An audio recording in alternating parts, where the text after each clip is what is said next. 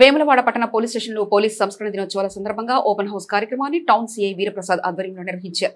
ఈ కార్యక్రమంలో పట్టణంలోని పలు పాఠశాలల విద్యార్థులు పాల్గొన్నారు. ఈ సందర్భంగా సీఐ వీరప్రసాద్ మాట్లాడుతూ పోలీస్ స్టేషన్లో పనితీరు ఎలా సాగుతుంది, ఎఫ్ఐఆర్ నమోదు నుండి కేసు పరిష్కారం వరకే జరిగే ప్రక్రియలో విద్యార్థులకు వివరించారు. అదేవిధంగా స్టేషన్లో ఉపయోగించే పరికరాలు, ఆధునిక సాంకేతిక పద్ధతులపై విద్యార్థులకు అవగాహన కల్పించారు. ఈ కార్యక్రమంలో ట్రాఫిక్ ఎస్ఐ రాజు, పోలీసు సిబ్బంది పాల్గొన్నారు. దీన్ని ఏం చేస్తానంటే కమ్యూనికేషన్ ఒకేసారి క్రౌడ్ ఎక్కువ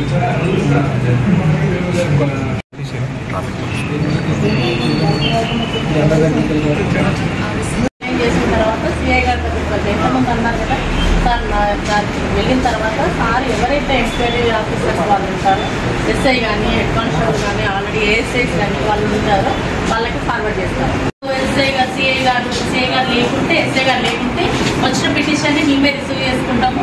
ఆ మ్యాటర్ ఏంటనేది విని క్లుప్తంగా సిఐ గారికి ఇన్ఫార్మ్ చేస్తాం. మెసేజ్ రోల్ అంటే పొద్దున్న మార్నింగ్ 4 స్టేషన్ పిటిషన్స్ తీసుకొని సంబంధించిన కాంటాక్ట్ ఆఫీసర్కి ఇన్ఫర్మేషన్ ఇచ్చి సార్ ఇట్లా వచ్చింది అని చెప్పగానే ఎవరికైనా ఒకరికి ఫార్వర్డ్ చేయడానికి ఇక్కడ ఉన్న ఒక నలుగురము మేమే ఎవరికి రావాలి అని చెప్పేసి మేమే ఫార్వర్డ్ తీసుకొని డిస్పోజ్ చేసి పిలిపిస్తాం. వాళ్ళైతే వాళ్ళే డ్రాఫ్టింగ్ చేసుకొని వస్తారు. కనబడుతుంది సార్, వాళ్ళే డ్రాఫ్టింగ్ చేసుకొని వస్తారు. ఇప్పుడు ఆఫీసర్స్ ఎస్సీ భూమయ్య అంతా వస్తారు. సార్ ఆఫ్టర్ ఎంక్వైరీ అని చెప్పేసి క్యాండిడేట్ పేరు రాస్తారు. ఆ క్యాండిడేట్ 2 పార్టీలను పిలిపించుకొని కౌన్సిలింగ్ చేస్తారు. కౌన్సిలింగ్ చేసిన తర్వాత మళ్ళీ 2 పార్టీలను తీసుకొని మేము ప్రొడ్యూస్ చేస్తాం ఆఫీసర్స్ దగ్గర. అంటే ఐసీ చేసే వాళ్ళ పని.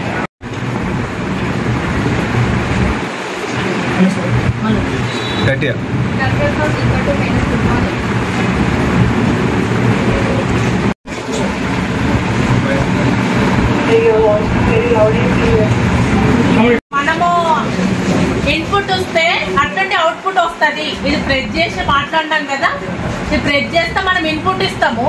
ఇది చేసేస్తే అట్లాంటి అవుట్పుట్ వస్తుంది.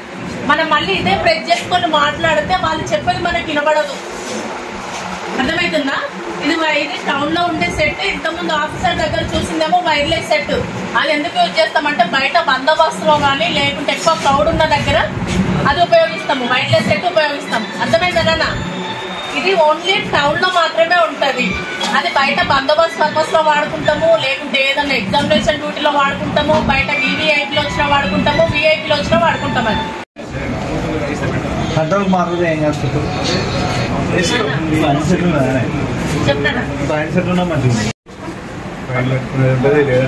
జైలు శిక్ష. ఇంకా పర్సెంటేజ్ ఎక్కువ వచ్చినా కూడా హెవీ వెహికల్ నడుపుతారు కూడా అవుతారు కదా, 2 వీలర్ కాకుండా వాళ్ళకి కూడా అంటే మాక్సిమం అమౌంట్ ఆఫ్ ఫైన్ ఉంటుంది, ప్లస్ జైలు శిక్ష 2 ఉంటాయి.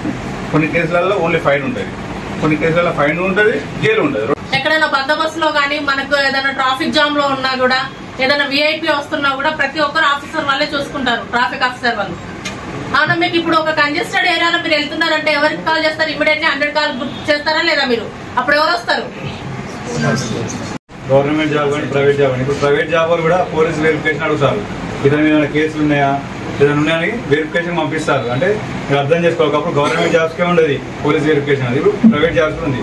సో మీ లైఫ్ స్పాయిల్ అవుతుంది. సో అలాంటి ఏమి చేయకూడదు. ఏదైనా ఉంటే 18 ఇయర్స్ తర్వాత లైసెన్స్ తీసుకొని విత్ ప్రాపర్ రూల్స్ తోటి హెల్మెట్ ధరించి బండి నడపండి. అంతే తప్ప మీరు తొందరపడకూడదు. దానికి టైం ఉంటుంది. ఒక సర్టెన్ టైం వచ్చినాక 100% నడిపే ఏజ్ వస్తుంది, అప్పుడు నడపండి. తప్ప తొందరపడి చిన్న ఏజ్లో నడిపి మేము అది ఇది అనుకుంటే మాత్రం కరెక్ట్ కాదు.